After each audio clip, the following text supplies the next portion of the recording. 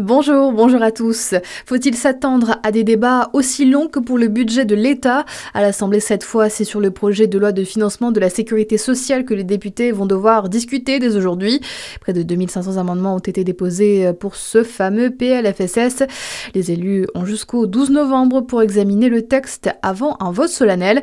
Au programme, suspension de la réforme des retraites, gel des prestations sociales ou encore doublement des franchises médicales. Retour plus près de chez nous avec cette pénurie d'œufs qui pourrait concerner Dijon.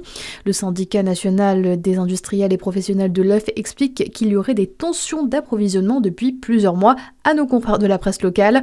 Le contexte politique et économique actuel influe aussi sur la situation selon l'INSEE. Nos dépenses d'alimentation auraient baissé de 8% depuis 2022 à l'échelle nationale. De fait, les Français se rabattent sur les denrées les moins chères comme les œufs. Également l'influenza aviaire qui peut conduire à l'abattage des volailles entre en jeu. Cette infection virale hautement contagieuse concerne les oiseaux sauvages domestiques ou d'élevage. Un premier foyer a été confirmé récemment en Côte d'Or. Il s'agit d'un élevage de 500 volailles à Torrey-sur-Ouche entre Dijon et Chalon-sur-Saône. Des zones de protection et de surveillance ont été mises en place. Les mouvements de volailles sont donc interdits. Le tour des acteurs du monde agricole se poursuit pour Dominique Dufour. Le préfet de Saône-et-Loire était en déplacement à la ferme Innov de Jalony jeudi dernier. Une visite programmée dans un contexte difficile pour les professionnels du secteur en raison de la dermatose nodulaire. Cette autre maladie infectieuse virale qui touche les bovins. La ferme expérimentale tente néanmoins de poursuivre ses recherches dédiées à l'élevage charolais en allant vers des pratiques plus durables pour la filière. Margot Perrin, directrice de l'association Ferme Innov, nous parle du principe et des objectifs de la structure. C'est une ferme qui va tester et développer des solutions innovantes pour l'élevage bovin allaitant qui répondent aux enjeux actuels en termes d'environnement, en termes technico-économiques.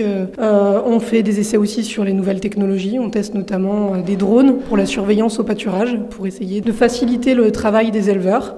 On fait également des essais sur tout ce qui est alimentation. On va venir mesurer l'efficacité alimentaire par animal. On va aller en abattoir, faire des prélèvements et voir quel est l'impact de ces différentes rations sur la qualité de la viande.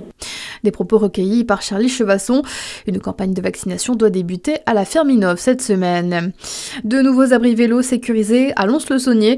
Initiative de l'espace communautaire de Lons Agglomération Mobilité pour répondre aux attentes des usagers en matière de sécurité et de confort. Il se situe à proximité du centre nautique Aquarelle et devant la maison commune à la Margerie. L'accès se fait via la carte Éclapass, utilisée aussi pour les transports en commun. Et un bébé lynx s'est retrouvé à Baume-les-Dames, dans le Doubs, la semaine dernière. Ses frères et sœurs ont été pris en charge aussi récemment par le centre Athéna. À suivre votre météo sur Fréquence Plus.